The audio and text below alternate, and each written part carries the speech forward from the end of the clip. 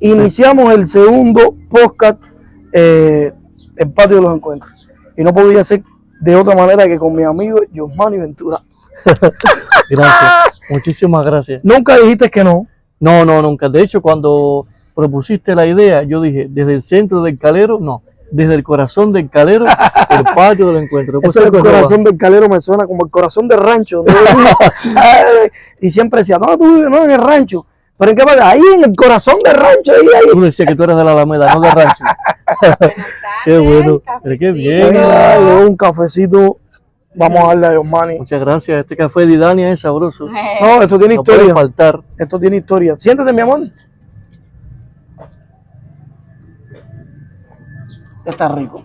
Esto es combustible a esta hora. Ahora sigo tomando. Yosmani, ¿viste el podcast de Irán? Sí, lo vi. ¿Qué te pareció, hermano? Me pareció muy bien. Sobre todo me impactó mucho, como a tantos, la historia que tan emocionante del abuelo, de los sacrificios que hizo para que pudiera terminar su carrera en La Habana, lo del tatuaje del fogón. Alcánzame el teléfono. ¿Qué fue lo que no te gustó desde del audio? ¿Qué fue lo que no te gustó del podcast? Bueno, no me gustó que empezó a la tarde ponerse mala, la tormenta y el agua, y eso hizo que se cortara y uno se quedara con ganas de seguir viendo. O sea, para ti te da la impresión de que se puede seguir hablando más. Sí, cómo no. Casi una hora hablando. 2 horas, bien. Hermano, es que Terza no colabora con los datos y todo el mundo no tiene tiempo de ver los datos. Mira, tú sabes que cuando nosotros decidimos que te queríamos traer a ti aquí para el podcast, pensamos en varias cosas para preguntarte. Y hablando aquí entre mi familia, William también estaba ese día. La gente no sabe que tú eras el tipo que más falta de ortografía tenía en Cuba. ¿Es cierto eso? ¿Cómo no? Te lo puedo Cuenta eso, Yosmani, de verdad. Porque yo digo que para mí, yo que te conozco, y la gente quiere conocer esas partes también, la historia de superación más grande, porque yo soy maestro también, y siempre dicen, no, la falta de ortografía, eso no es que lo arregle. Usted tenía falta de ortografía, hermano, y usted cambió eso tanto, que yo digo que para mí esa es la historia más grande de superación que alguien puede tener. ¿Quieres que te confiese algo? Te lo digo de corazón. Yo no pensé que fuera a empezar el podcast hablando de mira. Mira, sí, te comento que sí. Hay una palabra que nunca se me olvida, que yo lo escribía mal. Oye, por ejemplo, la palabra oye es con Y, y yo lo escribía con... En aquel momento decíamos doble L, bueno, sabíamos, yo no aprendí que es ella, el nombre de este dígrafo. Te confieso que sí, así comencé escribiendo para la radio, y te tengo que confesar que tenía una asesora que se reía de eso. ¿Verdad? O sea, se juntaba con otra asesora y ella me lo confesó después. ¿Quién era? A reírse de mis disparates. ¿La Julia? No quiero decir el nombre. Le daba pena decírselo, y después me daba pena, o sea, le daba pena decírmelo. Pero yo empecé a darme cuenta que sí, que tenía errores ortográficos. Cuando eso yo no soñaba con ser un profesor de español y literatura. Y entonces después, bueno, matriculé en la universidad, me interesé tanto por aprender a escribir bien, porque si me iba a dedicar a eso, si me iba a dedicar a comunicar, tenía que hacerlo bien. Y entonces, bueno, terminó todo en que soy profesor de lingüística de la universidad y he colaborado en muchos proyectos relacionados con la ortografía para la enseñanza a otros estudiantes durante varios años ya en todo el país. Fíjate a qué punto llegó. Ese era el tema de nosotros, que ellos no querían creer eso. Y cuéntanos también de como era un cuaderno ortográfico, algo de eso, que tú andabas con eso en la mochilita, en el bolsito siempre para todos los lugares. Sí, porque cuando yo lo confeccioné, esa era mi tesis de grado, en lo que trabajo de diploma. Y entonces era un cuaderno de ortografía para la superación de los estudiantes que se iban a enfrentar a exámenes de ingreso a la educación superior. Y tuve el privilegio, te lo tengo que decir, que ese cuaderno fuera revisado por Osvaldo Balmaceda Negra, que es uno de los grandes estudiosos de la ortografía, no solamente en Cuba, sino en Latinoamérica. Fue mi tutor en ese sentido, ya falleció, pero rindo homenaje a eso. Y ese cuaderno fue publicado después para las escuelas pedagógicas. O sea, yo siendo un estudiante, ya estaba como autor de libro para las escuelas pedagógicas, un libro de texto, que es el tercero en este caso, y eso me llenó de mucho orgullo. Y es realmente lo que tú dices. O sea, no pensé que fueras a hablarme de ese tema porque se aborda poco. En la escuela sí hablamos bastante de eso, pero sí, eso es un ejemplo. No sabe de eso. Y para mí, no sé qué pueden pensar la gente, pero para mí, el tema de eliminar un error, de serlo primero consciente de que está y de trabajar en base a quitarlo de la faz de la tierra, para mí no hay acto de superación más grande que ese. ¿Cómo no? ¿Cómo Te lo no? tengo que confesar. Eso es ser maestro, pero generalmente quien es maestro tuvo problemas de aprendizaje. Hay muchos casos similares y realmente eso te hace ser buen maestro. Que no cometan contigo el error, o sea, que no cometas tú con otros estudiantes el error que cometieron conmigo. Y es verdad, yo no me motivé, siempre fui mejor en matemáticas que en español, ¿Verdad? increíblemente. Sin embargo, me fui por una ciencia social en este sentido, que es la parte de la lengua española y la literatura. Oye, ¿cómo tú recuerdas? Porque oye que tú comentabas en el podcast de Irán, y bueno, yo lo sabía, pero hay gente que no lo sabe. Esos tiempos en el 1 de mayo, ¿cómo llega ese Yosmani que la gente te ve ahora fuertachón y gordito y ámale, pero usted Pero era era así, flaco, igual que yo, capo? Voy a ver si después en postproducción Fran me manda la foto para que la gente la vea. Voy a ver si en postproducción tú Yo me autorizas yo que- quisiera que alguien creara un virus informático para que borrara esa foto.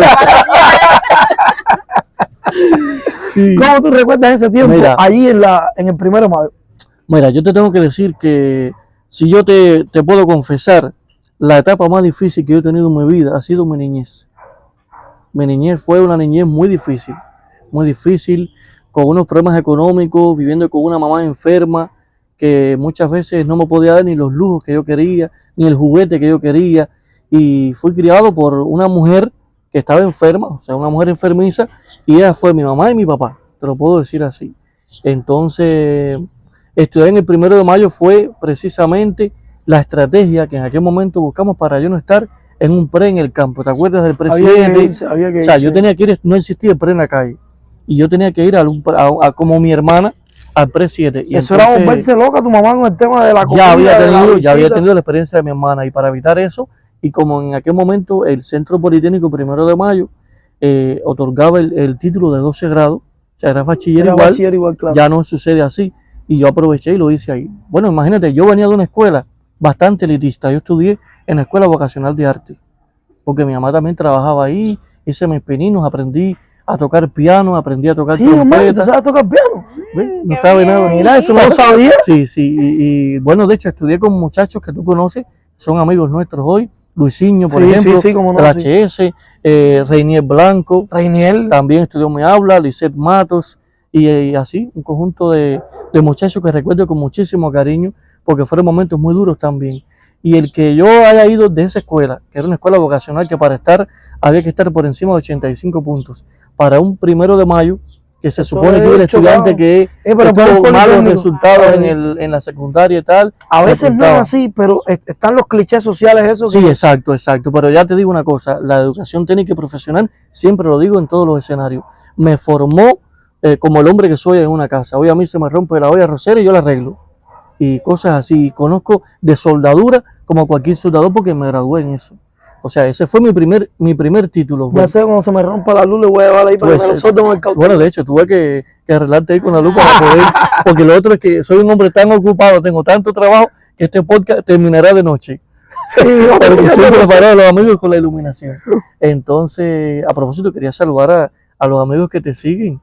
Y tengo muchas cosas que decirte, pero bueno, comenzaste por ese tema y vamos a seguir por ahí. Pero realmente, Pero recuerdas entonces bien ese sí, momento. ahí fue cuando me interesé por la radio. Ahí fue- en el 1 sí, de en mayo. el 1 de mayo. ¿Y eso por qué? Bueno, yo la escuchaba de niño. Yo recuerdo que yo llegaba a mi casa y mi padrastro escuchaba mucho La Flecha de Cobre. Ah, Todos los emblemático. días, a las 12 del día, yo Emblemático. tenía que escuchar aquello. Y me fue interesando. O sea, yo no entendía la trama porque estaba en segundo grado, tercer grado. No entendía nada, pero sí sabía por la música, por los indios hablando. Yo sabía más o menos que era Guaitabú. Y entiende. Entonces ese fue mi primer acercamiento a la radio como oyente. Luego me regalan un radiecito de pilas. Mi papá me regaló un radio de pilas. Y ahí conocí a la radio como tal. Escuché a Meuri Abad en un programa que se llamaba Contigo una Contigo madrugada. la madrugada. Luego me interesé por otros espacios de la emisora, por Esta Noche con Anery Quintana, Era una que la delicia. recuerdo con ¿Te mucho acuerdas amor. que a todo el mundo le gustaba que ella se riera? Entonces, esa fue ella me contagió a mí, te lo puedo confesar, y Luisito lo sabe, Luisito y su hermano. Tú sabes que a ti, Luisito Junco, yo pensé Sí. que iba a hablar de Luis Hidalgo. No, Luisito Junco, que es mi hermano, Sí, y el sí. otro también, lo que el otro tengo Mario. tengo, o sea, lo conozco menos, pero a Luisito sí, lo conozco con más detalle. No, es que Arneri yo tengo unas historias con Arneri que son épicas, Bueno, tú sabías que un día de mi cumpleaños que fallece ella, ¿verdad? ese fue el peor regalo de cumpleaños que yo recibí ese día.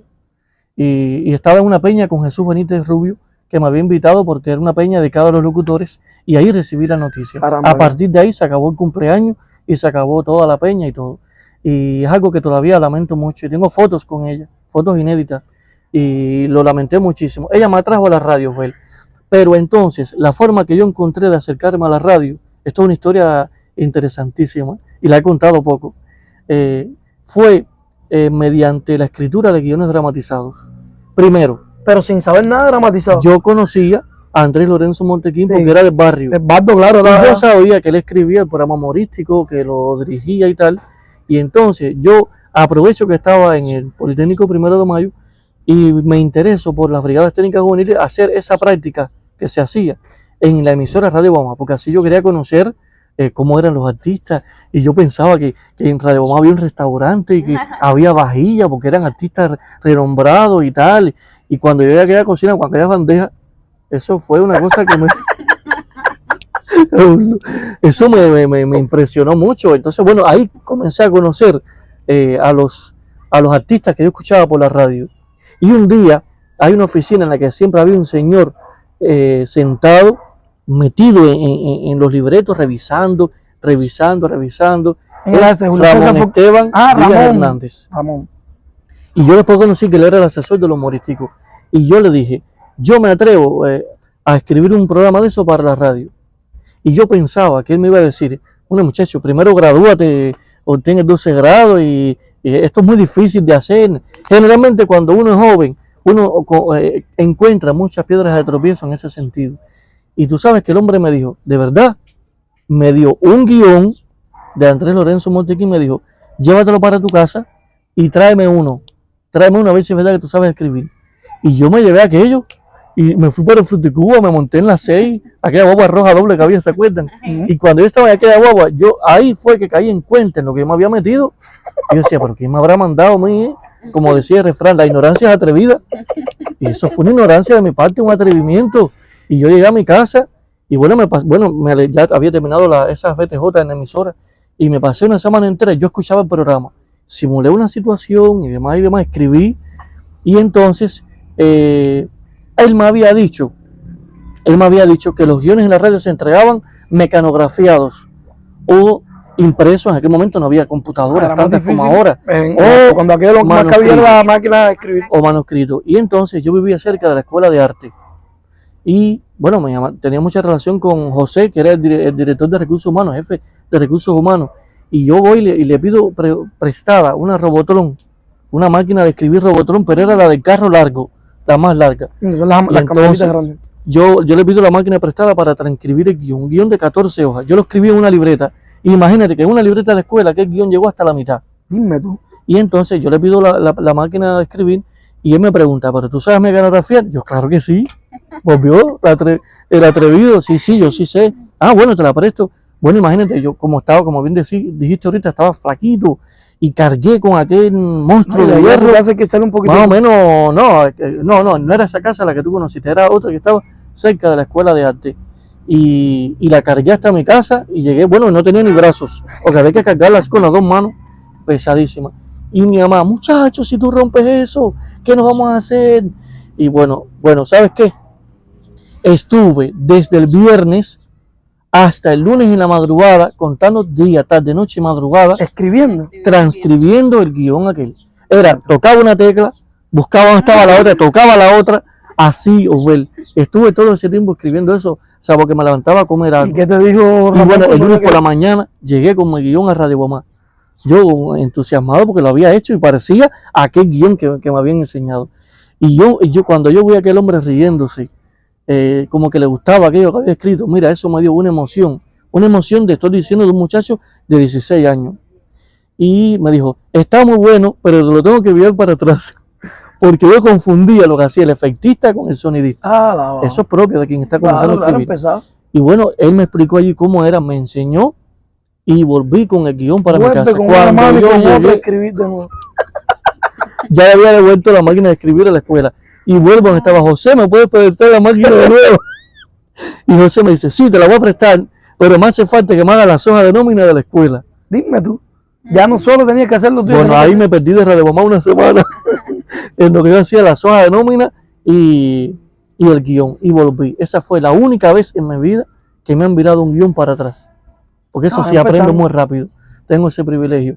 Y a partir de ahí, bueno, me presentaron como el guionista, ese primer guión, yo fui vestido de uniforme a ver cómo se grababa, mi pantalón carmelita, mi camisa blanca, un niño prácticamente, y estuve allí, bueno, conocí a los actores, las actrices, a Jesús Padrón Palacio, Gladys Torres, Félix Hernández, que ya no está físicamente, Jorge Pedro, Dio, y cuando ellos terminaban de grabar, que yo veía que se divertían haciéndolo, venían a mí y me decían, oye, como me gustó, Y eras un para niño. mí eran figuras grandes, porque Claro. cuando tú eres un oyente de radio, tú idealizas, eso lo comprendí después con los oyentes, tú idealizas a la figura que trabaja en la radio. Y yo llegué a mi casa ese día con una alegría y fue algo tan satisfactorio para mí llevar el primer salario a mi casa, y eso fue algo inolvidable. ¿Sabes cuál fue mi primer salario mío? ¿Cuál? 76 pesos. No se me olvida. Y me lo pagaron un 1 de mayo. Yo estaba ahí en la radio, tú sabes. Y fui y pregunto, no para cobrar cuando aquello, no recuerdo si era Jojito o era la otra mujer de esta Cari que trabajaba allí. No recuerdo eso. Cuando yo recogía aquel dinerito, sí, que cuando aquello era dinero, Eso era dinero, claro. era dinero, yo decía, y eso no hay una cosa más gratificante que obtener lo que tú eres capaz de ¿Cómo no? producir. John Manning, mira, es cierto que tú hablabas ahorita de tu mamá y de tu infancia. Es cierto que tú fuiste al Consejo de Estado a buscar que te ayudaran por la situación que ustedes vivían. ¿Es cierto eso? Sí, es una historia que no comento mucho. Pero Pero es una es algo historia que de marcó mi también vida. desde niño. Empezó, Tú eras un tipo emprendedor. sí, pero mira, eso fue antes de estar en el 1 de mayo. Sí. Antes de conocer la radio, antes de todo eso. Mucho más jovencito. Sí, entonces. Claro, más No, emprendedor todavía, es lo 13, que yo te digo. 14 años. Más emprendedor Eh, todavía. Dios Oye, mío, estás qué valor. preguntando cosas que no imaginé que preguntaras. Pero es que, pero- es que tú eres un tipo muy popular y pero todo el mundo sí. conoce el exitoso. Pero cómo El no. John Manning De encima, ellos.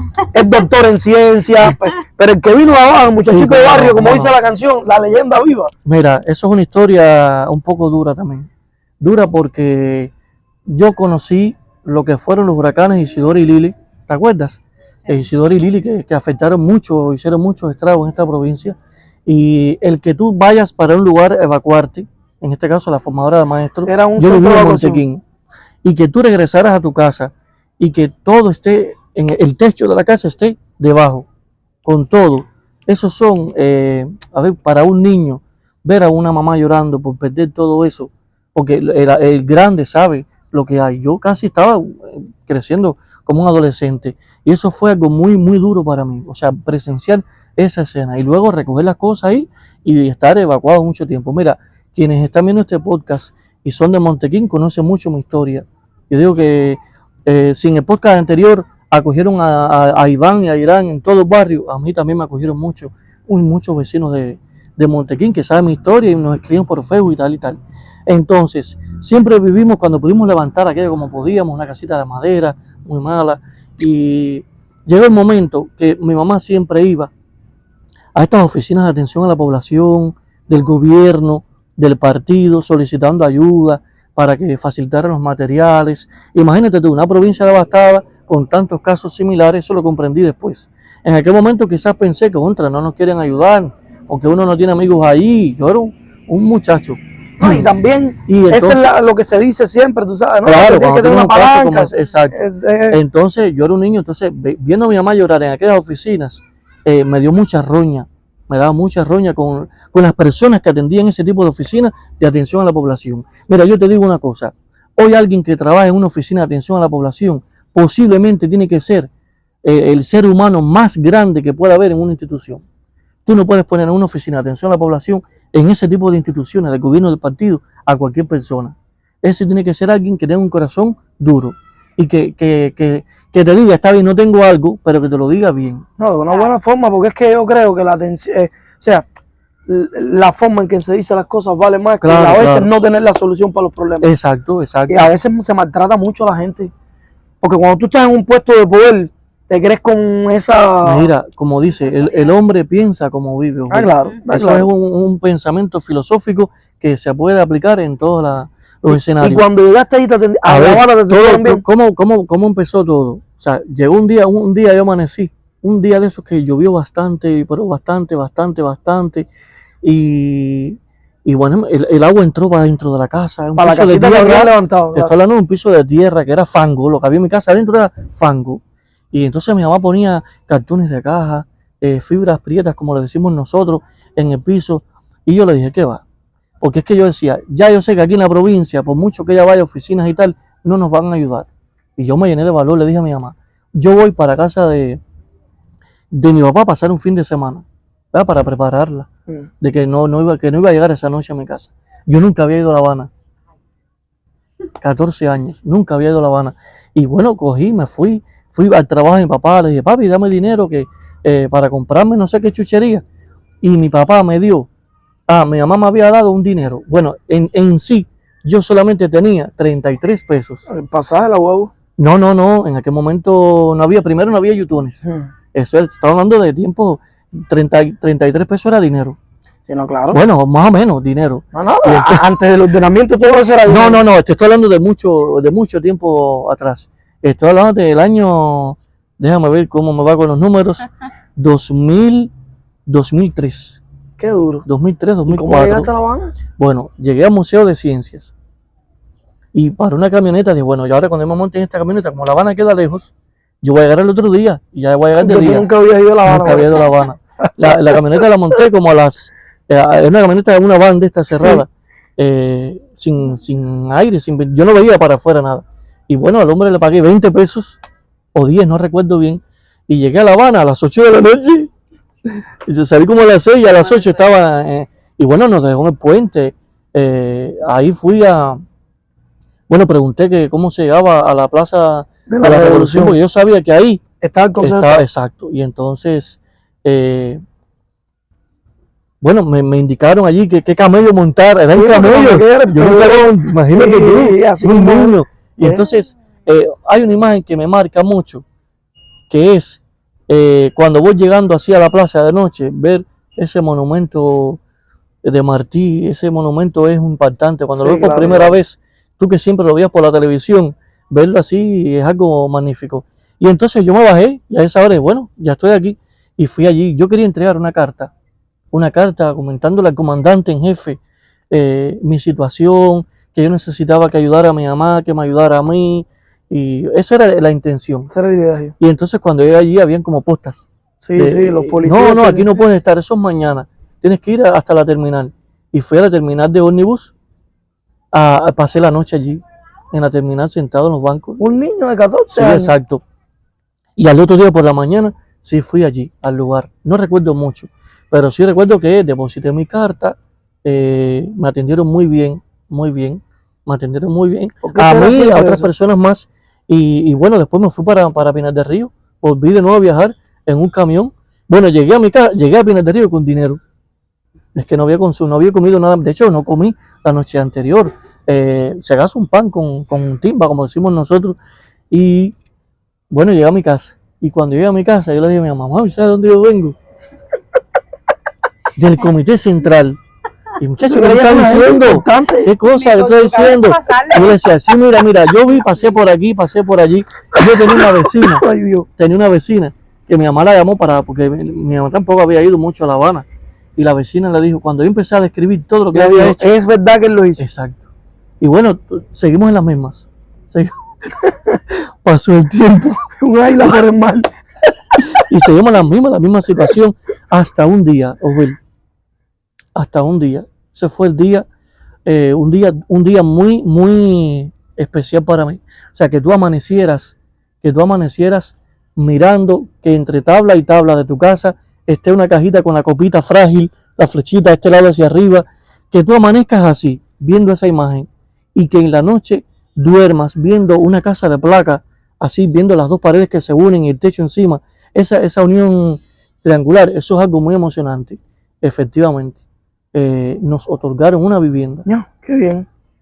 Una casa de placa. Esta es la que yo conozco. Esa, la que tú La que yo conociste. conozco y la Ah, tú fuiste. Bueno, imagínate que en Montequín, como conocían tanto a mi mamá, las felicitaban y nosotros estábamos como en la nube. Yo recuerdo que nosotros en Toque Joven siempre Ya, volteábamos con él, decíamos, todavía. la casa de Yosmani es la casa de Yosmani es de Yosmani porque él la luchó. Mira, así. Y se jodía con Yo te aquello. digo ¿Te una acuerdas cosa, aquello? yo te digo una cosa, yo nunca tuve el privilegio de ver a Fidel, Ah, pero qué cosa. nunca tuve el privilegio, no sé si realmente esa carta la leyó él, me imagino que alguien grande fue, yo pienso a veces que fue él, porque realmente leer aquello y después apareció, nunca se me va a olvidar, apareció una funcionaria en mi casa, tiempo después, a decir que yo no tenía necesidad de haber hecho aquello, que eso en la provincia se podía haber resuelto. Que Te estoy hablando de tiempos. después de todo lo que Mi usted mamá, había- bueno, mi mamá no le hizo caso, la expulsó de la casa y tal.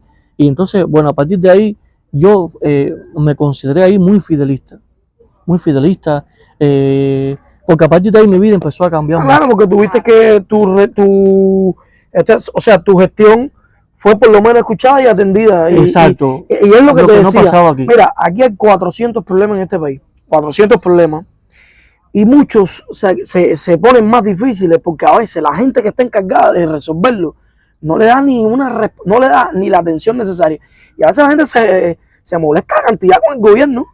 Yo me imagino que sucede en todas las gestiones porque el burocratismo es Ya te inherente a digo, cualquier sistema. ya te digo, la gente piensa como vive. Claro. Y entonces, si tú no tienes un problema, es muy difícil que tú te pongas en el lugar de esa persona. Eso es algo que se llama empatía. Y hay que trabajar mucho en la empatía, en nuestros líderes, sobre todo. Siempre lo digo en muchos espacios. Y bueno, te digo que agradecí muchísimo, siendo un niño, agradecí muchísimo a este país ese gran gesto. Porque fue lo otro es que no tuve que pagar un centavo por aquello. Fue gratis, ñanga. Exacto, era muy grande para una mamá enferma. No, muy bien. Un niño, era un niño. Entonces ahí, bueno, empecé a vincularme más con la radio y ahí empecé a incursionar más. Tú eres maestro, Yosmani. Mm. Tú eres maestro. Hiciste las prácticas en la vocacional, ¿no? Bueno, yo estudié en la carrera, licenciatura en Educación, Español y Literatura. No, mi primer enfrentamiento a un aula fue en el 1 de mayo. Cuando yo terminé en tercer año, bueno, imagínate que generalmente cuando yo recuerdo que en las clases yo tenía un profesor, Lázaro Jesús Ferreiro, o sea, fue un gran padre para mí, de esos maestros que uno nunca olvida. Muchos grandes maestros del 1 de mayo que nunca olvido. Titica, que me enseñó matemáticas, Raquel, que me enseñó español, Odalis, en fin, si puedo, no terminaríamos de mencionar nombres ahí, pero son maestros a los cuales les debo mucho, porque sabían las condiciones en las que yo vivía y los esfuerzos que yo hacía para cumplir con las clases, porque lo otro que uno piensa que ahí que no vas a recibir clases, pero es una especialidad doble, porque estudias por la mañana las clases normales de un pre, claro, y por la tarde ruso, equipamiento ruso, torno ruso, cosas de fresa, de taller, de maquinaria, de normas de protección e higiene, o sea, algo muy difícil de estudiar. Bueno, fíjate que en mi tiempo, cuando yo me gradué con honores en el 1 de mayo, pero sobre todo en el tercer año vino una crisis grande de maestros. Y ahí empezaste. Y a mí me sacaron del aula porque yo, o sea, era aventajado bastante en ese sentido. Yo recuerdo, Fel, que yo cogía 98 puntos en una prueba de física y yo iba a levantar notas. Dime tú. Con el profesor, la gente que conozco? Con el profesor, se me olvidó el nombre, un gran Ernesto de física del 1 de mayo. Y yo recuerdo que los muchachos, mis compañeros me decían, pero ¿y cuánto tú cogiste que tú estás aquí? Yo, no, yo cogí 98. Y ellos iban porque cogían 40. Muchachos, ¿qué estás aquí? Me hacían bullying por eso. Y entonces, pero no quería tener buen resultado. Claro. Y entonces, en mi tercer año, me sacan del aula a dar clases. Y tuve un compañero que también hicieron lo mismo, que nunca se me olvida una experiencia que tuvo, que cuando llegó al aula dictaba por el plan de clase todo lo que escribía. El objetivo, y los muchachos tienen que escribir métodos, y él lo dictaba a todos esos muchachos que no tienen que tenerlo en la libreta. Éramos niños, dándole clase a niños, ¿entiendes? Entonces yo sí aprendí muy rápido eso. Y entonces ahí yo estaba allá en la radio. Yo me interesé por... yo recuerdo que tú andabas hasta con las preguntas escritas de los muchachos. Sí, claro, pero yo me interesé ahí, Osbel, por la universidad. Yo quería estudiar socioculturales porque se relacionaba con la radio. Lo mismo que estudié. Y cuando me decían, no, los socioculturales solamente para trabajadores sociales o instructores de arte. O sea, no tenía yo derecho, viniendo de esa escuela, En esa escuela a mí me tocaron la CUJAE. Volvió a repetirse la historia. No podía irme para La Habana claro. por la situación familiar que tenía, mi mamá enferma y tal. Claro. Y entonces, bueno, le cedí el paso a comer que venía atrás en el escalafón y tal. Y entonces se volvió a repetir la historia. Para el pedagógico, todo el mundo dice que el pedagógico es malo, que eso no es una escuela. Me daba pena decir que está en el pedagógico. De Es que nuevo. siempre se ha minimizado eso. Y lamentablemente, no me arrepiento de haber estudiado en ninguna escuela por las que he pasado. Si nazco de nuevo, quiero estudiar donde mismo estudié. Y entonces ahí, la primera escuela, donde ya siendo ya más o menos conociendo de didáctica, de psicología, de pedagogía, la primera escuela que conocí fue la Tania, la Guerrillera, la secundaria. Y ahí tuve un colectivo muy bueno, Yoyi, liderado por Yoyi, por la Sarita, y me dejaban ser yo, dar clases, ser guía de grupo. Yo tenía mucho deseo de trabajar. Ahí estuve 3 años y luego fui para la vocacional. La vocacional yo pude haber obtenido cuando estudiaba en la escuela de arte, por concurso de química. ¿Te acuerdas, Ibe, cómo era? Y no la obtuve porque era una escuela interna, no permitían estudiantes semi-internos en ese tiempo. Se volvía a repetir la historia, o sea, volvía de nuevo entonces, al final llegué a la vocacional. Y en la vocacional también fue una experiencia de vida muy grande para mí. Entiendo mucho lo que decía Irán en el podcast anterior.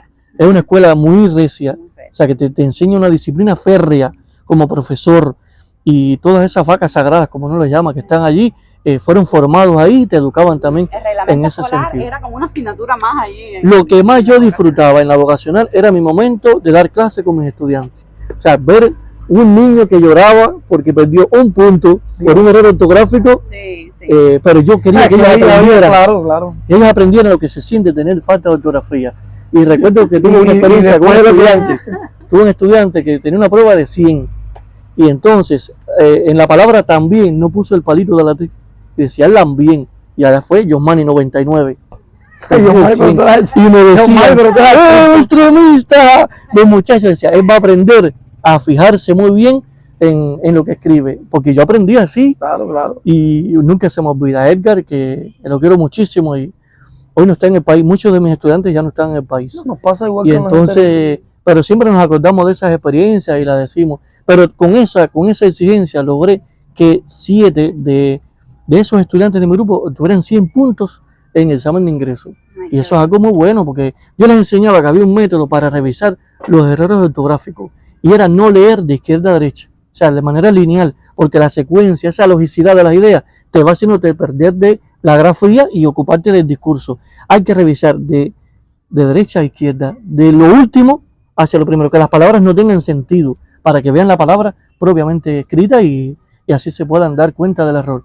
Y eso lo aprendía mucho. Yo le exigía. ¿Qué etapa disfrutaste más? ¿Tu formación en el pedagógico o como ya maestro en la vocacional? Mi formación en el pedagógico, porque también estuvo marcada muy dura porque yo, o sea, estaba en ese momento, cuando yo comencé a estudiar en el pedagógico, yo escribía programas humorísticos de la radio, de domingo a domingo. Y llegó un momento que hubo que redujeron un presupuesto. Y entonces, no, eso es normal en la radio. Redujeron un presupuesto, en aquel momento se sufría más, ya se ve mucho menos, protegen más los programas hoy.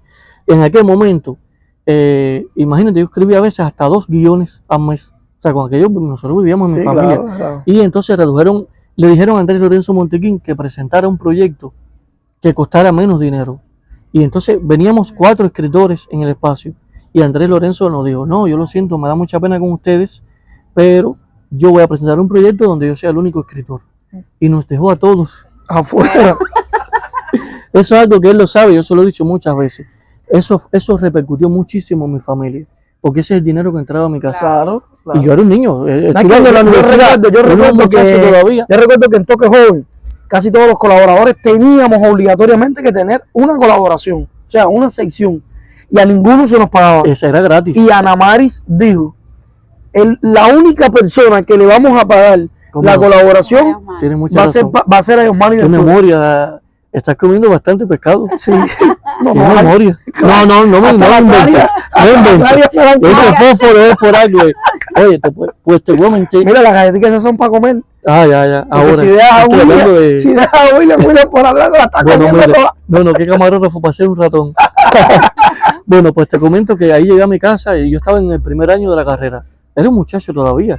Y yo le dije a mi mamá, le dije, mira, tengo que dejar la universidad para ponerme a trabajar, porque si no, ¿de qué vamos a vivir?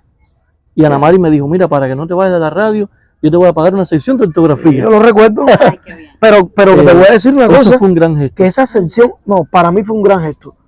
Y yo lo viví como tu compañero, como un colaborador, pero no solo que era, porque Ana Mari sí tiene una cosa.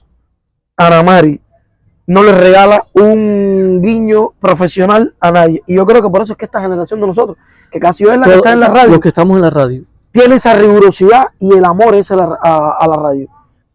Y la sección era seguida, Todos los miércoles. de Sí, verdad sí, te lo claro. digo, para mí que trabajé ahí, las secciones que más seguían era la de la llamada, ¿te acuerdas que teníamos que ir para la cabina verde? Y esa, la gente lo seguía, ¿Cómo no? porque era un programa que se escuchaba mucho, y las familias, como tenían los muchachitos, y Osmani, como ya venía del antecedente de lo propio, de lo que él había vivido, mejorando la falta de ortografía, todo esto, inventó que es lo que yo veo a día de hoy, diseñó una metodología que fue tan propia que caló en la gente. Es que era difícil. Claro, Luego la yo gente. entendí enseñar ortografía por radio, Bueno, cuando tengo que necesitas un decirte componente que visual. ese era mi horario de hacer las tareas, porque el programa coincidía con ese horario. Yo me sentaba en mi mesita de noche con mi lucecita a hacer mis tareas y escuchando a la vez el programa de radio. Sí, bueno, eso fue un gran gesto. Pero para mí fue muy duro dejar de escribir para el dramatizado. Porque los dramatizados históricamente siempre se han pagado bastante bien. Sí, son los que mejor se pagan. Entonces, Oswell, yo le dije a mi mamá que tenía que dejar la escuela para ponerme a trabajar. Y mi mamá me dijo, no, usted no va a dejar la universidad. Aunque tengas 2 calzoncillos, hoy te lavo el de mañana. Y mañana te lavo el de mañana. Y te comes lo que podamos comer. Si no hay pan, te comes, como decimos en buen cubano, un calentado por la Lo que mañana sea, y claro. para la escuela. Claro. Y eso se lo agradezco mucho a mi madre. Que yo sea hoy el profesional que soy, se lo agradezco muchísimo a la madre que yo tuve. Porque hace un año la perdí, lamentablemente, que todavía no me he recuperado del todo. La lloro mucho todavía. Y la gente sabe que siempre estuvo a mi lado ahí acompañándome. Y entonces, bueno, Ana Mari sí me dio esa oportunidad, ese instinto maternal que siempre ha tenido. Siempre, siempre. Y entonces yo continué así, seguí en Toque Joven, porque mi idea era hasta irme de la radio. Cuando tú comienzas a trabajar, tú no sabes en qué horario vas a hacer. Está claro, Y a la porque era Mari, más por tal de difícil. protegerme, por tal de que yo me mantuviera en Yo la eso- radio, yo eso sí lo recuerdo. otra vez me dio esa posibilidad. Eran 40 pesos al mes, porque la sesión costaba 10 pesos. 10 pesos. Nunca se me olvida, pero era un gesto muy grande. Y entonces mi compromiso estaba ahí.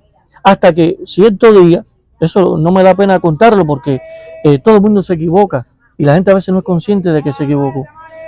Cierto día, Andresito no podía con los 4 programas del mes y se atrasaba y entregaba los guiones tarde.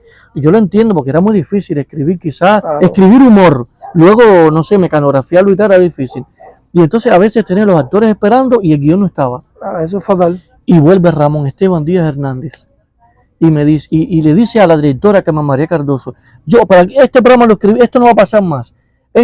Hay un muchacho que escribió el programa humorístico que no te vas a arrepentir del programa que me lo va a escribir y demás y demás. Y parece que Carmen María le dijo a la asesora, bueno, busca a alguien porque necesitamos grabar y no tenemos guiones. Y a Toque Joven llamó ese día a Ramón por la noche. Y no, Ana Mari, ponme ahí con Josmani. Y habló conmigo. Yo necesito, fue como a las 6:30. Estaba todavía Señal. En aquel entonces. me llamó y mira, yo necesito que mañana traigas un guión. ¿Tú has escuchado el programa este que está saliendo ahora, que inventó Andercito? Sí, yo lo he escuchado. Son los mismos personajes que uno había creado y demás. Bueno, mañana trae un guión. Ana Mari me dijo, vete de Toque Joven, vete para tu casa. Dedícate a eso, claro. Y bueno, yo llegué a mi casa. Ya yo tenía mi máquina de escribir propia. El guión yo lo hice en 2 horas.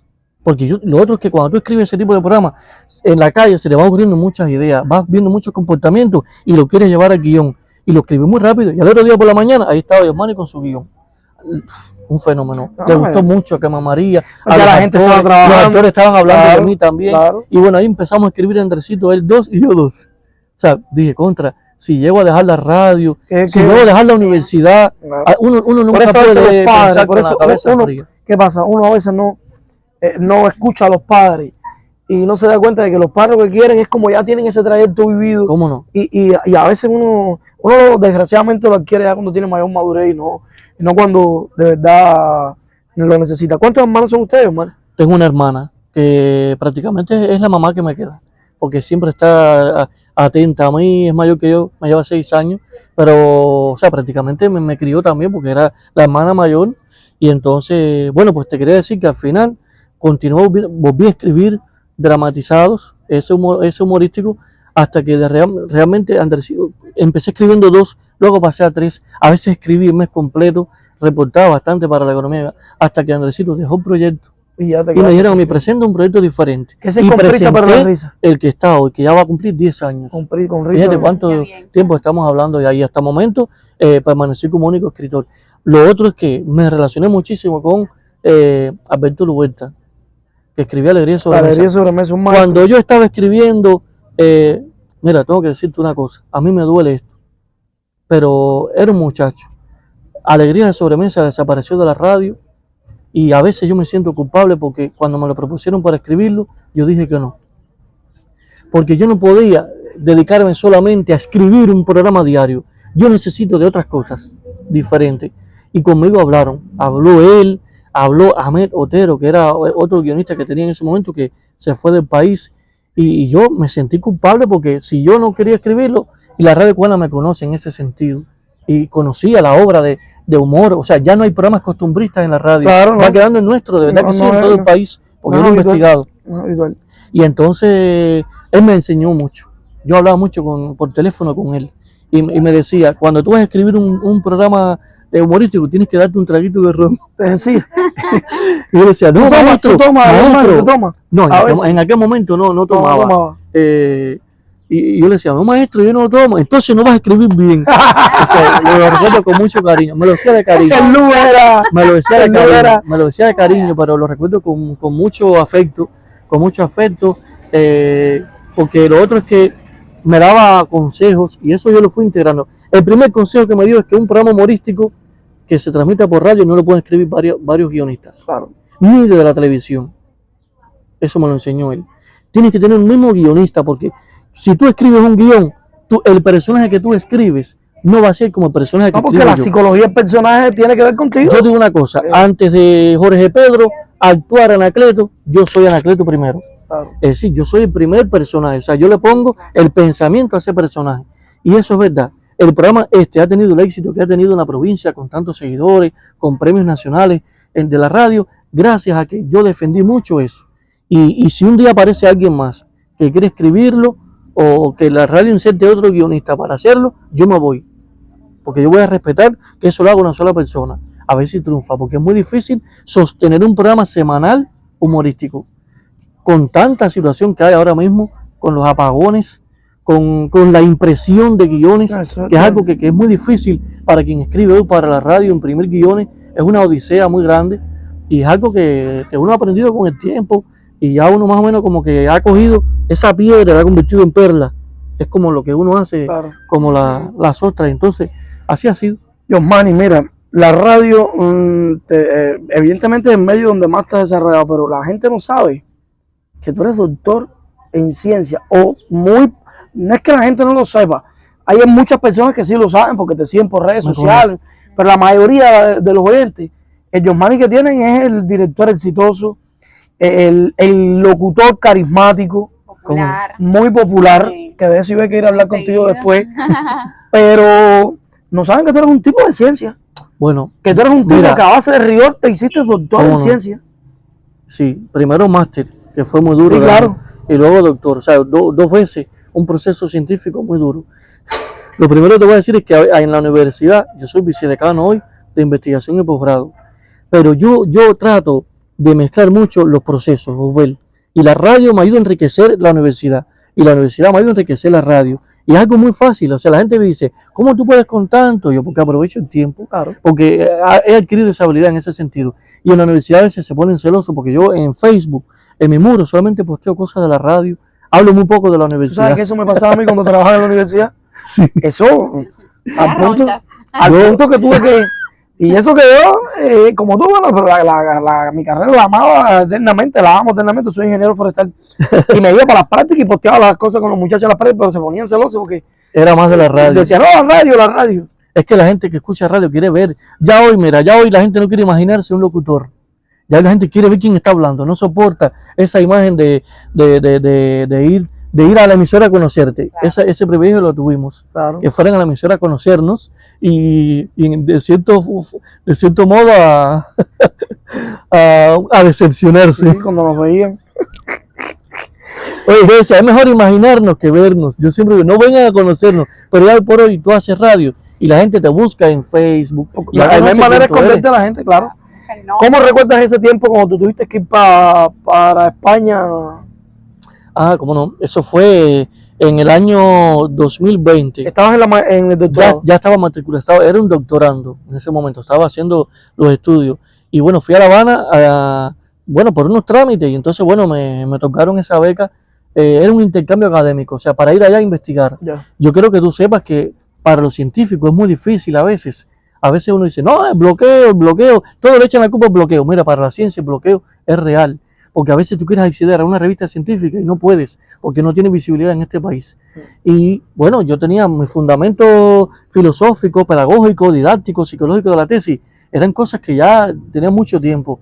Y el que yo haya ido a una universidad de primer mundo, que ahí está abiertamente todas las revistas, todo, haber traído la ciencia escrita por los grandes que uno no ve desde aquí, porque no puede ser de esos sitios, eso para mí fue muy grande. Esa tesis fue, es todavía muy revolucionaria, en el sentido de que tiene muchas cosas científicas actuales, de cómo se ve la estética, porque ese fue el tema que investigué, y lo vinculo a la radio. Eso es para que veas cómo vinculo la ciencia con la radio, y me ha ayudado muchísimo. Y traer ese epígrafe uno, como le llama uno, con cosas de primer mundo que aquí no se ven, es algo que ha servido para que otros científicos que han estudiado el tema lo tomen como ejemplo. Y es algo que significó mucho para mí. Allá me sorprendió la COVID-19. Allí vi cómo se desprendieron de uno. Mi compañero y yo estuvimos aislados en un piso, alquilados, y la universidad se desentendió. Y decía, dime tú, aquí nos morimos nosotros. Nos asustamos a los mucho. videos. Nos asustamos mucho porque nos sentimos solos y desprotegidos. No es como aquí que tú tienes un extranjero y tú lo cuidas, tú lo arropas. Allá hay mucha xenofobia. Y entonces a veces te ven como el posible inmigrante que se quiere quedar para quitarte el trabajo. Uno no tenía esa intención. Una amenaza. Y entonces mucha gente decía, quédate. No, este es mi país, esta es mi tierra, mi patria y no tengo que irme. O sea, aquí yo quiero estar. Y Osbel, bueno, a los 3 meses logramos repatriarnos en un avión. Dios mío. Te podrás imaginar un avión de 600 Oye, asientos, solamente con 90 y en personas. plena COVID, En eso te plena decía, COVID. en plena O sea, COVID. Cuba autorizó que ese día entrara al aeropuerto José Martí ese vuelo. Veníamos muy pocos, éramos un avión grandísimo que yo decía, Dios mío, ¿cómo esto va a volar el Guajiro, tú sabes? No, un día hablaremos de la escena de un Guajiro en España, eso sí es triste. Y con las máquinas que tú no sabes Pero cómo... cuéntalo. no, pues ahí William te está dando el es que hablamos mucho. No, él lo dice por la luz, pero bueno, vamos a mejorar la luz ahí, vamos a mejorar con la luz. Y Tranquilo. entonces era muy difícil y logré llegar a mi país. Ay, cuando yo llegué al aeropuerto aquí, que yo sé que iba a ver a mi mamá, que iba a ver a Raima, que iba a ver a mi hermana, a mi familia, yo estaba loco por llegar aquí. Yo decía, yo prefiero comerme un boniato, como decimos nosotros los guajiros. Es mejor tener un corazón lleno que una barriga llena. Eso sí te lo puedo decir. ¿Te Y mi gusta familia mucho? me necesitaba en ese sentido. Yosmani, eres un tipo muy nacionalista, muy arraigado a lo tuyo. ¿Te gusta tanto Cuba? Has tenido la posibilidad de estar en el primer mundo. ¿Qué es lo que tanto te ata de esto en medio de tantas necesidades que estamos viviendo? Mira, como decía Martí, yo soy muy martiano, Abel. O sea, sigo mucho a Martí, lo estudio, lo leo, me encanta como escritor, me gusta más como escritor que como político. O sea, me gusta más la parte del arte que la política. Tenemos una luz nueva para que lo Sí, puedan vamos a notar ir mejorando. Eso se va estamos de mejorando noche, en el ambiente. para que sepan los amigos. Entonces, cuando Martí decía que patria es humanidad, yo entendí que patria no es la revolución cubana. Patria son los amigos, el café de la bodega, el yogur de soya, el compartir con la gente, el compartir así como lo estamos haciendo ahora. Ese sentido patriótico solamente tú lo puedes conocer cuando tú viajas a otro país, cuando tú ves otro modo de vivir, cuando tú ves gente como esos personajes de los que escribían Kafka, de los que escribía Balzac. Tú notas ese capitalismo, tú lo notas cuando tú viajas. Si no viajas no lo vas a notar. Eso es verdad. Tienes muchas ventajas porque quizás económicamente te va mejor, pero te llega un momento que tú necesitas esa parte humanista que es la que nosotros tenemos. Aquí hay mucha gente que no trabaja, pero vive y no se muere de hambre. Que está mal. Y claro que está Eso mal. está muy mal. pero aquí todavía hay mucho humanismo. Aquí todavía está eso de ser equitativos, de repartir igual para todos. Mucha gente critica eso también. No, yo Claro, soy uno eso de ha los ido que lo critica cambiando, porque es que tiene que pero eso va mejorar. cambiando. Tiene Eso que va a ir mejorar de alguna cambiando. manera porque no todo el mundo Claro. puede tener el mismo acceso. Tú que eres un doctor en ciencia, que el borracho que el que está en la esquina, que no hace nada y está No, viviendo. eso es muy, Son mira, latas mira, que tienes que es cambiar, muy o de lo doloroso. contrario. Mira, primero uno le debe el título a una universidad que no te cobró por eso. Es gratis. Es verdad, no tuviste que pagar nada por eso. Pero después te duele que te hayas quemado las pestañas, como decimos nosotros, Y que no hayas hayas pasado tanto estrés para que de repente tengas un salario mísero y veas al hombre que vende frita. O sea, que el único estrés que puede tener el hombre que vende frita es el aceite donde lo compro y que no se me queme la pasta. Ese es el único estrés que pueda tener, no es como, como nosotros. Y que tú veas que tiene más resultados, eso es algo que todavía golpea mucho al profesional cubano. Mira, Por eso ha habido tanto éxodo hacia lugares de trabajo por cuenta propia, a otros emprendimientos. nosotros pensamos que se iba a quedar sin novia. Sí. Sí. Bueno, eso quería llegar. Háblame de tu compañera de vida. Mi compañera de vida ha sido otro de Ya la esos, mencionaste. otro de esos regalos que me ha dado la radio.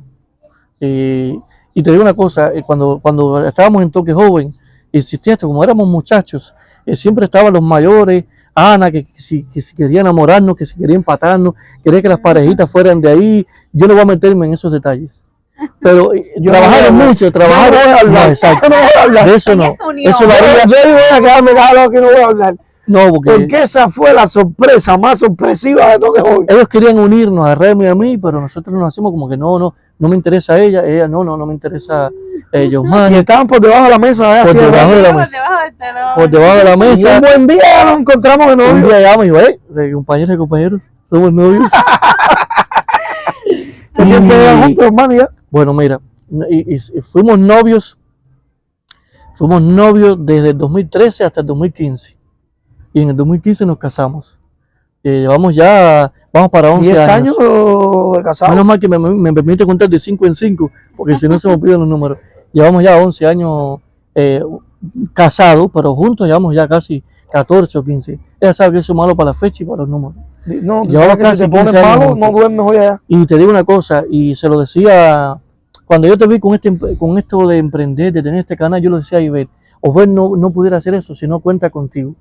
Porque yo tengo la suerte de haber conocido a Raima y tú a Ivette.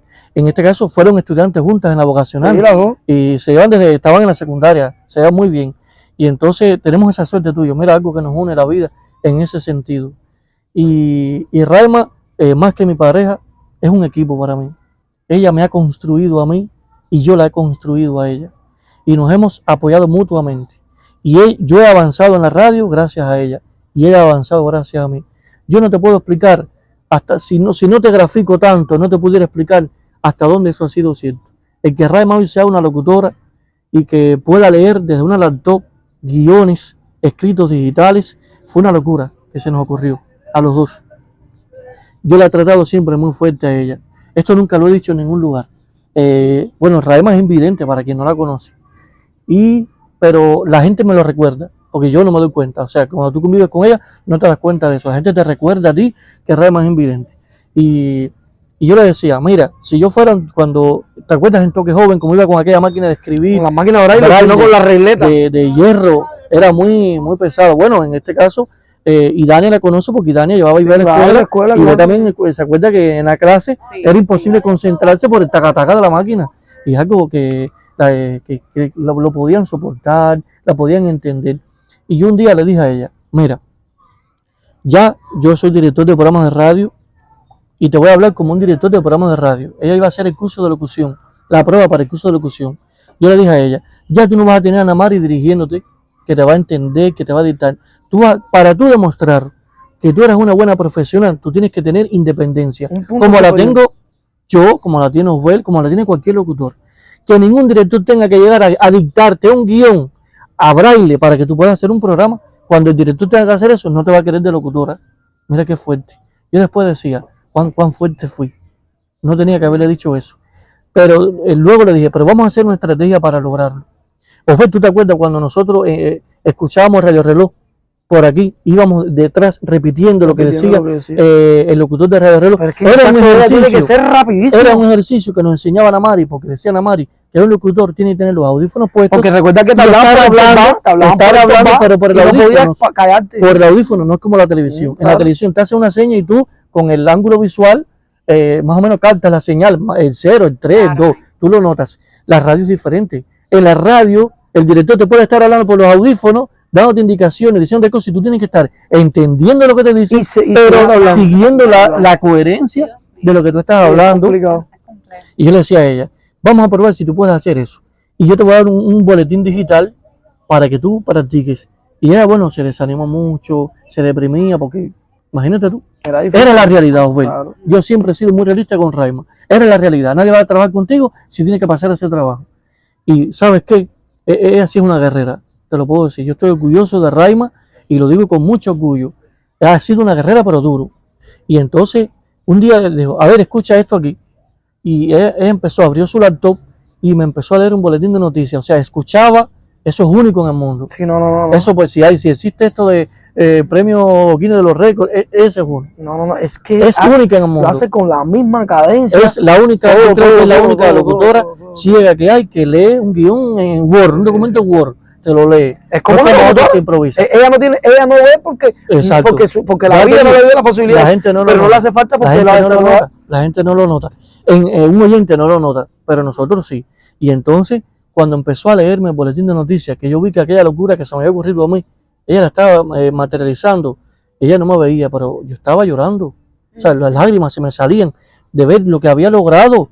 Y cuando se presentó a la prueba, frente a Claribel, que sabes que es una persona muy recta, y frente a Raúl Arce Calero, que también lo es, digo, no se preocupen. ¿Y cómo ella va a hacer la prueba? No se preocupen. Denle el documento web como se lo dieron a todos los demás. Y cogió, bueno, brillante. De hecho, en su curso de locución, creo yo fui profesor de que ella. fue la más brillante. Recuerda que yo di Si no clase fue de las ese mejores, curso. fue la mejor. Estaba ella, estaba Sandra, fueron alumnos. Danel, y lo hizo muy bien. Y ha demostrado después yo le fui diciendo a los directores, trabajen con ella, no se van a arrepentir, Sí, es no verdad. se van a arrepentir. Y todo el mundo empezó a querer a Raima y a discutir por Raima. Y cuando había un ciclón, todos Sí, en los las directores programaciones quieren especiales, tener a Raima claro. en la programación de No, porque es ciclón. muy buena improvisando Lo otro es y que conoce mucho meteorología. ella te pudiera confesar algo. Si ella no fuera invidente, fuera Sí, lo meteoróloga. escuché. Le apasiona mucho la meteorología y te explica el fenómeno como si lo estuvieras viendo. Y entonces, aparece en su estado de Sí. WhatsApp. no, de los casos ella. Y meteorológicos. entonces, bueno, he conocido a Rubiera, una vez que me invitaron al programa Ruta 10, y coincidimos allí, y dije, mira, te voy a presentar a Rubiera. Mira, Rubiera, esta es la Rubierita que viene del río, Ay, qué bien. porque además conoce mucho. Y yo por la radio, cuando el ciclón está pasando por aquí, quieren que en ese momento, en esa tira de programación, esté Raima, lo calculan y todo. Y es un beneficio. Yo he tenido la posibilidad si yo la he formado como pareja, me han respetado que yo la tenga como locutora en mis programas. Eso está muy bien. Y quizás alguien puede decir algún día, no, eso es nepotismo.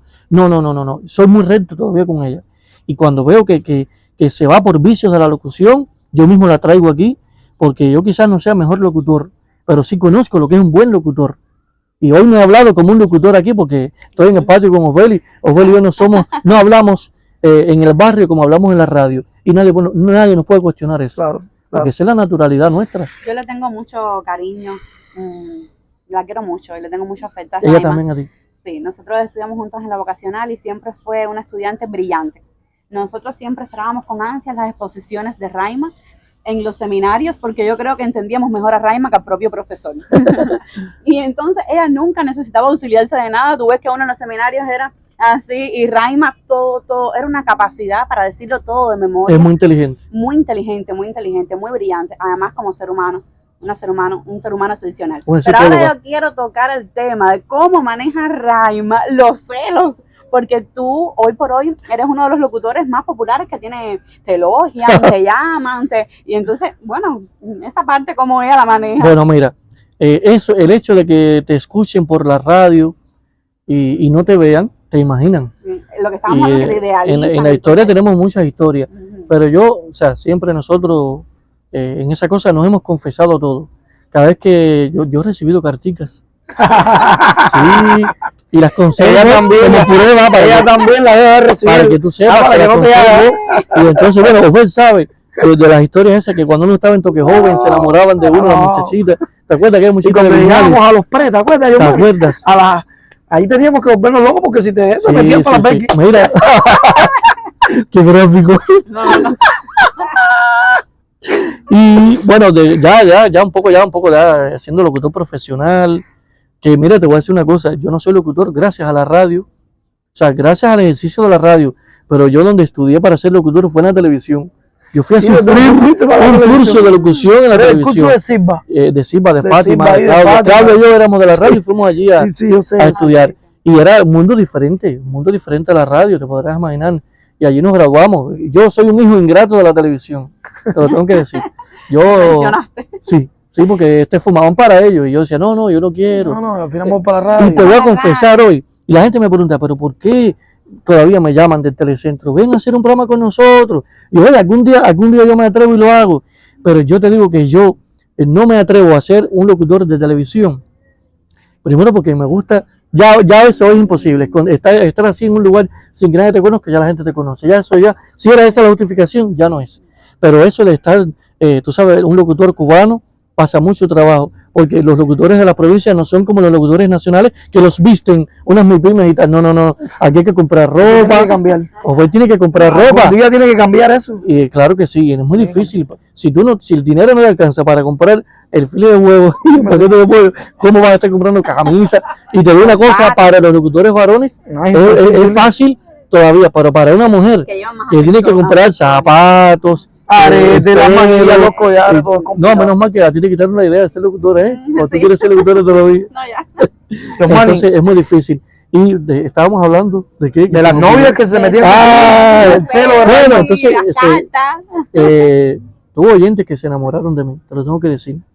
Oyentes que se enamoraban de mí, y me enviaban cartas, casi. Bueno, la anécdota más difícil que yo tuve fue una vez que yo iba a empezar a hacer Super Domingo, un domingo por la noche, y estaba como repasando el guión en trabajo de mesa, y me dice la recepcionista, oye, saca de afuera, te busco un hombre. Dios mío. Y yo salí, y bueno, un hombre, a mí, ¿quién será? Un oyente, será para conocerme. Y me dijo, no, ¿tú crees que puedo hablar con usted un momentico? Y yo, sí, no, ¿puede salir un momentico de la emisora? Y bueno, frente a la emisora nuestra hay un jardín, y yo salí con aquel hombre para afuera, y entonces el hombre se sentó conmigo, un señor de unos 50 años, y yo tenía unos 23 por ahí, y entonces empezó a decirme, no, yo quiero que tú me seas sincero como hombre, y tú me digas si tú tienes algo con fulana. No voy a decir el nombre. Dios mío. Yo a esa hora decía, ¿quién es fulana? Dios mío. ¿Quién es fulana? Decía, Situación. yo, ¿de quién me estás hablando? Dice, no, mira, la mujer mía ya no hace más nada que hablar de ti, siempre está hablando de ti, y la escuché diciéndote que como que quería tener algo contigo, que estaba cansada del hombre, era más joven que él. Y yo no sabía, le decía, mira amigo, yo soy un hombre felizmente casado, ya me veía con el cuchillo aquí, hombre. Porque el hombre estaba como digo yo, como decimos en buen cubano, encabronado, molesto. Y entonces yo le expliqué que no, que yo tenía una mujer, que yo sí no conocía a su mujer, que eso son ideas que se estaba haciendo y demás. Bueno, que el hombre se fue y nunca más lo vi. Gracias a que Eduardo Herrera salió para afuera y me buscó, Si no, porque yo no iba a empezar Super Domingo que nunca. Y eso fue una experiencia que me marcó. Cuando llegué haciendo el cuento de Raima, se erizaba. Se tiene que tener cuidado. Es que tú eres muy con todo el mundo. Y tú tienes que parar. Ella sabía, psicóloga al fin. Sí, claro. Y tuve oyentes que me escribían cartas. Esto yo nunca lo he dicho. Estás hoy sacándome. Estoy de Nunca. primicia. Yo tengo una carta en la que un oyente me invita a un cuarto de alquiler Ay, mi madre. sin que nadie se entere. Tengo la prueba. Dios mío. Y yo le contesté que no, que yo tenía a mi mujer. Mira, el día que Tengo yo que revisar no el encuentre en mi mujer lo que yo necesito, entonces buscaré otra mujer. Pero si yo encuentro todo lo que quiero, ¿para qué yo tengo que salir a buscar cualquier cosa por ahí? Problema. Y entonces, bueno, yo le leía todas las cartas de Rama Se me primero hace la risa. seria. Pero después decía, tienes que tener cuidado y no envíes más besos por radio. Yo tengo que dar un beso por radio. Te pones muy cariñoso. Exacto. Tú te buscas lo que tú te buscas, me decía ella. Y así historias, y te escriben por Facebook y cosas así, lo que uno tiene que saber, cada cosa en su lugar. y hay que marcar una barrera. O sea, te trato muy bien, pero y los Claro, con un oyentes límite. y los oyentes son, yo he tenido muchas experiencias hermosas con oyentes, hermosísimas, y las he tenido también de cuidado, porque son personas, como bien te decía, como yo no entendía antes, que te idealizan, que quieren saber cómo tú eres, dónde tú vives. Se han aparecido en mi casa, yo a las 7 de la mañana, que ahora estoy durmiendo, se han aparecido, mi suegro me ha despertado, Dale, levántate, busca. hay un hombre ahí buscándote, a mí. Me levanto del cuarto, un oyente, no, porque yo quería conocerte y averiguar dónde tú vivías. Entonces ahora uno dice, oye, ni en el espacio de uno, Ni en el espacio uno tiene privado, claro. tranquilidad. Y entonces a esa hora tú los tratas bien. Claro, no no tienes que tratarlo. tiene que serlo así. Y entonces mi hermana me dijo algo una vez. Mi hermana me decía, mira, si tú no quieres bulla, no cargues guano seco. O sea, si tú trabajas ahí, Claro. tú tienes que deberte a un público. Claro, eso es así. Y tienes que tener... Eso yo lo aprendí con Ferrer Pimienta, que Ferrer Pimienta me lo dejó claro, si me dijo, a los oyentes tienes que tratarlo como quieres que te traten a ti cuando vas a resolver un problema en algún lugar. Y yo creo que eso es verdad. Mira, estamos llegando casi al final del podcast. Se fue rapidísimo. No, para mí se me dio volando. Es que estamos conversando que es la idea de esto. Mira, primero, antes, porque tengo que decir esto. No me voy a convertir de entrevistado en entrevistador. No te asustes. No, ahora no. Si yo te cojo. Mira, lo que quiero es... Otra galleta más. Rápido. Se ha comido el paquete. Ya. Eso era para la visita. Eso era para el ¿Qué entrevistado. camarógrafo para comer ese? Si yo tuviera en la cámara lo Qué filmara. muchacho más bueno. Mira, yo a la radio le agradezco mucho. La gente... hay personas en la radio que yo le agradezco muchísimo. Hay otras a las que no le agradezco nada. La radio es un lugar que a mí me ha hecho sufrir mucho, pero me ha hecho gozar.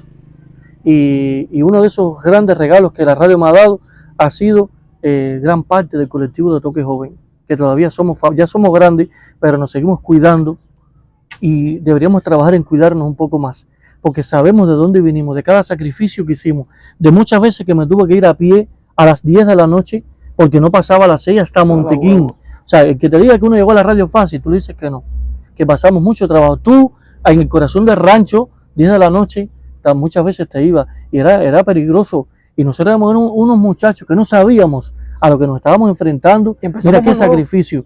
Y entonces tenemos por eso que cuidarnos un poco más, de protegernos, como lo hacemos. Tú y yo lo hacemos bastante. Yo te digo, oye, eso no te quedó bien. Tú me dices a mí, oye, trabaja en esto. Pero la radio me ha dado muy buenos amigos. Hablo de William, que nos fajamos. A veces no estamos de acuerdo con lo que él plantea. Cuando yo soy director con él, pero eso me gusta. Contigo también. Y tú eres de esos hermanos que la radio me ha regalado. A mí no se olvida que la primera computadora que yo tuve fue me ayudó a cargarla para mi casa. Y por poco nos votan. ¿Te acuerdas? Claro, porque habíamos dejado el programa. Pero aprendimos eso. ¿Cómo no? Aprendimos. Ana María es una gran escuela. Yo amo a Ana María, yo lo digo siempre. Quiero agradecerte por este espacio que acabas de tener, que nadie te está pagando por él. Estoy seguro que así es, que lo estamos haciendo con recursos que yo te juro que pensé que eran superiores. No, pensé que tenías mejores recursos. 3 teléfonos. Pensé que tenías cámaras y tienes teléfonos en trípode. Tenemos un tubo de luz fría trepado en una mata, como decimos los guajiros. Pero la suerte es que tenemos una suegra que es mediática también con un celular apuntando. Esto es la televisión televisión pobre, cine pobre. Te agradezco por este espacio, porque mira, más que todo esto es compartir. Es hablar lo que uno no siempre dice en un micrófono o lo que uno no siempre dice en una cámara. Es compartir con Ivette y te felicito por este espacio. Ya te lo decía, es un lugar donde seguramente pasarán muchas personas especiales. Así va a ser. Y quiero que así sea y que se mantenga. Por eso tú tienes que estar aquí hoy. Por eso que tú tenías que estar aquí, porque yo se lo decía a la gente, a mi familia. Aquí van a venir muchas personas a contar la historia de vida, pero si alguien, yo lo siento como alguien especial y me enorgullece, de verdad, Sergio, te lo digo de corazón, eres tú, porque tú eres un hermano que me dio la radio y además, chicos, porque me da la gana, que en el círculo mío de amigos esté la gente buena, la gente humilde, la gente que yo sé que ha pasado trabajo. Por eso te voy a aplicar las 3 paradas. Y las 3 paradas tú sabes que tiene que ver mucho con ¿qué significan los oyentes para Mario Ventura? Mira, los oyentes para mí significan que yo esté hoy trabajando en la radio. Sin ellos yo no estuviera, porque ya me hubiera ido. La pedagogía, la lingüística. No puedo alejarme de ella, porque cuando uno es maestro de corazón, uno necesita el aula, y si no, algún proceso que facilite que los procesos áulicos, propiamente dicho, también funcionan. discúlpame que no lo abordamos, pero fue con toda la intención. Tú lo tocaste someramente ahorita y no quise ser incisivo en eso. La familia siempre es muy importante, pero tu madre, a día de hoy, que sé que incluso que los últimos momentos fueron muy buenos, que hasta celebraron su cumpleaños, ¿cuánto añoras la ausencia a casi un año de no tenerla físicamente? Mira, eso sí te puedo decir que ese refrán de que uno no sabe lo que tiene hasta que lo pierde, eso ponle un cuño, y es cierto. Mi mamá para mí ha sido un ejemplo de vida, un ejemplo de mujer, de guerrera, como siempre le dije yo, porque tuvo mucho valor de enfrentar la vida sola, con 2 muchachos prácticamente. Era de las que no dependía de un hombre para traer comida a la casa. O sea, era muy independiente en ese sentido. Y me apoyó muchísimo en la radio, en la universidad. Bueno, como te lo fui diciendo, en todo ese sentido. Hay un refrán que lo leí después en un meme que dice que cuando una persona que tú quieres mucho se va, pasa de estar contigo a estar en ti. Y yo siento que mi mamá, cuando yo viajo en esa moto donde siempre se montaba allá detrás, me acompaña a todos lados. Y te digo una cosa, no sé si es duelo, si es que uno aprende a aceptar la vida, yo la lloro todavía. Intentaré ser fuerte para no llorar en esta época porque no me gusta que la gente me vea llorando en ese sentido, pero en el corazón lo estoy haciendo en este momento. Pero he aprendido a no sentirla que se fue. A ver si tú me entiendes. Algún día, ojalá te demores para saber lo que se siente, pero es un golpe muy duro, porque hay madres y madres. Y esta madre mía, yo la fui a entender cuando ya fui grande, porque antes era un niño, no sabía a lo que se estaba enfrentando, pero ya de grande la entendí. Y por eso le di cuanto gusto quiso en vida, se me fue rápido. O sea, ella no se fue porque estaba enferma. Eso es otra cosa que no la vi yacer, o sea, no la vi morir lento, no la vi sufrir. Claro. Se fue así. De hecho, tuvo un problema oncológico, se recuperó de ese problema oncológico porque tiene una fuerza de voluntad dura y se murió así un día por la mañana. Eso fue un golpe muy duro para mí. De hecho, te voy a decir, el último cumpleaños que tuve yo fue mi cumpleaños. Sí, tu cumpleaños. El 20 de junio del 2024. Recuerdo que me dijiste, nos tomamos hasta una cerveza y todo. Nos tomamos una cerveza, conservo todavía en la repisa las 3 latas. Una se la tomó mi hermana, una ella y una yo. Y le dije, mira mami, me voy temprano que mi suegra está haciendo una comidita y demás, mañana te traigo lo tuyo. Porque ella vivía en el Capó, cerca de mi hermana. Y entonces al otro día por la mañana, así. O sea, no tuve el privilegio de despedirme. Fue así. Yo, fíjate que pasé un día donde me acompañaron tanta gente, pero tanta gente que yo todavía paso trabajo para decir gracias a tantas personas que fueron conmigo allí. Y te digo una cosa grande que